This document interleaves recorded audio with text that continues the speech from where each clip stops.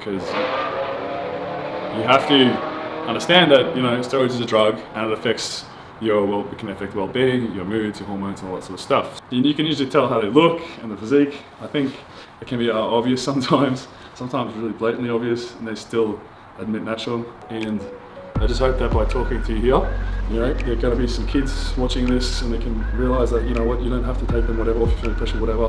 Why people don't talk about it, why people don't admit taking it. Welcome to my garage. I've invited you all in here today so we can talk about steroids. I'm going to give you my take on steroids. This is a video that I never thought I'd even talk about, bring it up. But I figured, you know, I've got, you know, a lot of experience in the fitness industry, being a competitive bodybuilder, and you know, and looking up to a lot of different role models and seeing how they got to where they got to and all that sort of stuff. I think it's a pretty underground topic, but it's one that we all think about and we all talk about, and everyone wants to know. So here it is. So first of all, obviously, you know, in the fitness industry, competitive bodybuilding, all that sort of stuff. Yeah, it's not really talked about, but it's definitely there. It's present, and a lot of people use them, and athletes use them, and not just this sport, but a lot of other sports use them to obviously get an advantage or gain more muscle or recover faster. You know, I've always been very careful with how I approach, you know, these sort of things, because you have to understand that, you know, steroids is a drug and it affects it can affect well-being, your moods, your hormones, and all that sort of stuff. So it's something that you need to respect. And I'm going to give you my experience on steroids and why I took them and for what reasons. So obviously, I started weightlifting when I was about 14. And I didn't know anything about steroids, didn't know what they were. I was just going to the gym and it was great. And I trained naturally for at least 6 years before I even decided to take them. I remember training at the gym with my brothers and some other friends, and we're all training. We're all pretty much around this, you know, I'm a little bit weaker than my older brother friends and stuff. And then I remember one year his strength, my friend, he just got a lot bigger and stronger, a lot faster. And I was like, what the hell is going on? How does he do this? And then we learned that he was taking steroids. So that's when I first kind of knew a little bit about them and what they could do.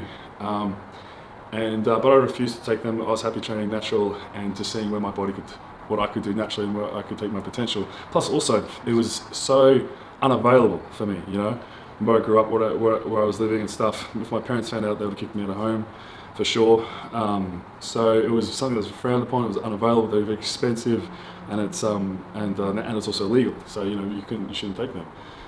That's what we were told. So it wasn't until I done the A&B, the Australian Natural Bodybuilding Competition. I decided to compete in bodybuilding, and I did the first few shows natural.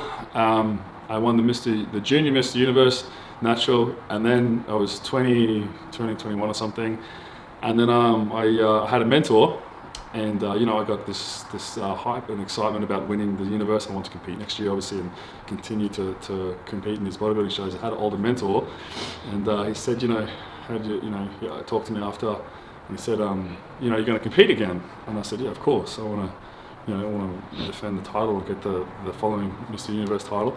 And he said, well, you need to. He said, basically, he said, if you want to place in the top 5, because I'll be in the open division, he said you have to take steroids.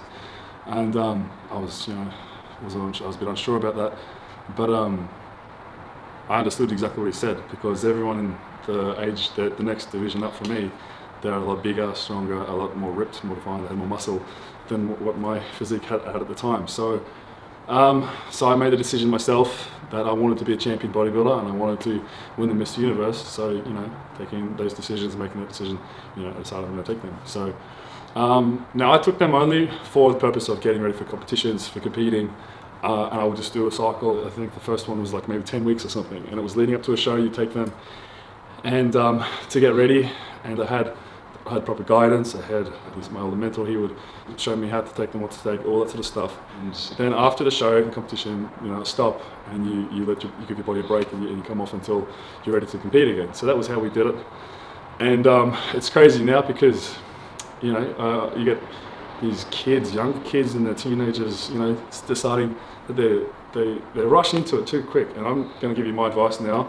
First of all, if you haven't trained at least 5 years, you know, don't start taking them the first year training, second year training. Wait until 5 years of solid training before you start to decide to take steroids. You want to see what your body, what your potential, what your genetics, what you can do naturally before you decide to get some extra help. You know, see where your body can take it, and then decide. You know, if you want to go down that road. If you have good potential, good genetics, you know, you might find that you can become a champion without them doing a natural federation, and that's great. You don't have to take. There's no risks. There's no health risks.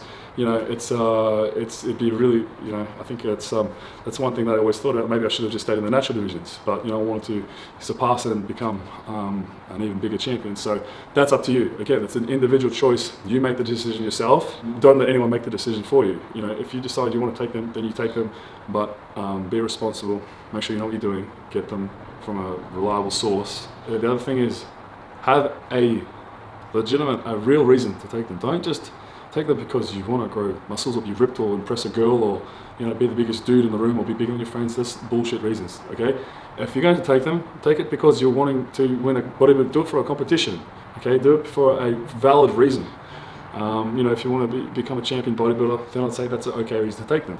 If you're doing it to just, you know, impress someone or try and do it for the gram or whatever, like, that's stupid, all right? I think you should be doing it for a real reason. So another thing we can talk about is why people don't talk about it, why people don't admit taking it, and there's probably a few reasons that I can think of. One reason being is that you know, it might be for personal privacy reasons that they don't take it. There might be because, you know, who knows, you know, family or friends or girlfriends or someone, you know, frown upon it, or they don't want them to find out. Could be because of their profession or their work. You know, that might be tested in their line of work, and that's why they don't take it. Another reason is that they might be banned. It's a banned substance, obviously, so they can't admit to taking it for those reasons too. So you can be assured that there are certain athletes and fitness you know, people in this industry that say they don't take steroids and they say they're natural, claim natural, but probably really they are taking something. And you can usually tell how they look and the physique. I think it can be obvious sometimes really blatantly obvious, and they still admit natural, which is, again, that's their personal choice, and they have their reasons why they claim natural. But I'm just trying to shed some light on you guys. Like, don't let them pull the wool over your eyes. Like, just because they say something might not necessarily be true, you know. Think for yourselves again. But now, I feel happy to talk to you guys about it, shed some light on it, give you my take on it. So that's my little spiel on steroids, and I just hope that by talking to you here, you know, there are going to be some kids watching this and they can realise that, you know what, you don't have to take them, whatever, if you feel pressure, whatever. Just precaution in using it. And don't rush into it. Think about it first. Don't let anyone else influence you. Make the individual choice yourself, okay? With all that being said, change topic. Should I compete again? This is another topic. I don't know if we can talk about that right now, but well, if I maybe we can just save this discussion for another one, but it's definitely something I want to talk about. And I'm still trying to work out whether that I'll do another competition right now in my current situation where I'm in my life. You know, I've been really enjoying just training and just enjoying going to the gym without any pressure of doing a diet or, you know, federations or sort of stuff. So, you know, I'm going to talk about this one in another video. Gotta get to the gym.